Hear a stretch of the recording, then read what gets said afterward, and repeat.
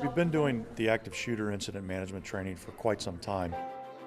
Our simulation system has long given us the ability to simulate active shooter events at all different kinds of venues. So we've got a school, a courthouse, an outdoor mall, shopping centers, airports. Dispatch audience, we have a man with a gun seen in the tunnel, no description. We identified that there were some gaps for the airports. They have some specific needs, some specific concerns. Airports are very complicated.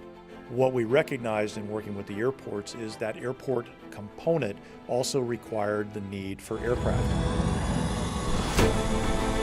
Aircraft that can be taxied to gates, moved from gates, that can take off, that can land. Metro City Tower, United 4. This Metro City Tower, go ahead. The active shooter situation alone is completely overwhelming. Active shooter situation in an airport is absolutely chaotic. Okay, let's do it here. You walk this over to him and go, can we deplane them here? In addition to the scene, you also have potentially thousands of passengers. United 1, right now the airport is closed. You have to take care of the inbounds, you have to take care of the outbounds. If you have aircrafts boarding, you have to make sure passengers are secured and safe, make sure they're in a safe place. If you have an aircraft coming in, you don't want to interject and inbound into that chaos. So you'll try to either hold the aircraft out or send it to a place that's safe for the passengers. Shelter in place, still working on the situation. The way that we interact, the realism with the scenario and the computer-based training has really offered a opportunity to create some realism, some confusion, which really helps us learn and practice our skills and hone them. You can actually feel yourself there in the situation, and you can get the feeling of how you're going to react. We almost feel like we're feet on the ground, we're driving the ambulance. It puts you under that stress that you don't typically feel or experience each and every day.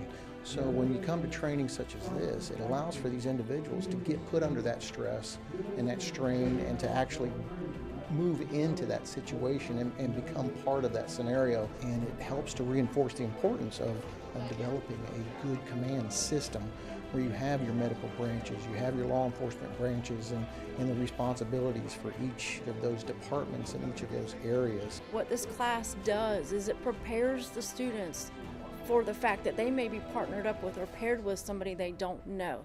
In addition, what we share with them and what we encourage them to do is use the media early on. Use the media to your advantage. There's lots of information that the media can get out for you. And by incorporating PIOs within the group, I mean, as a first responder, you may be that guy or that gal who's called upon to be the PIO. We've prepared you for what you might need to say, the information that you will need to share, and then the questions that maybe you are given and how to respond to them.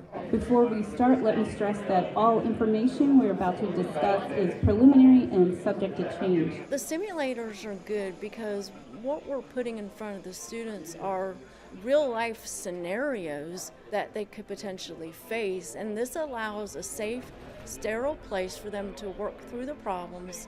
And with the 10 scenarios, they get to do it over and over and over again. And I would even say that some of these folks that walk out of here the last day become almost masters of these scenarios. They start out, they get some confidence, they understand the process, they understand their role in the process, and by the last day, the last scenario, they understand their role and what needs to be done, and that makes response more efficient, more effective, and better for everybody. To be able to do a trial and error and really be critical about yourself and your skills and what you need in order to be successful has been helpful. It just makes you feel a lot better.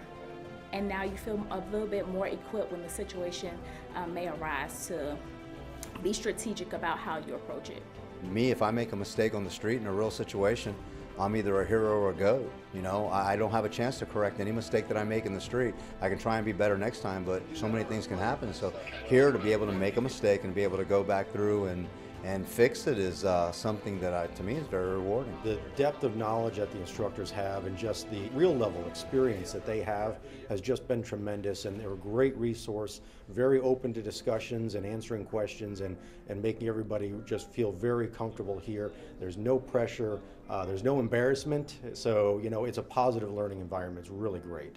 It's invaluable. It helps you actually experience it, feel the pain, and get on with doing your job.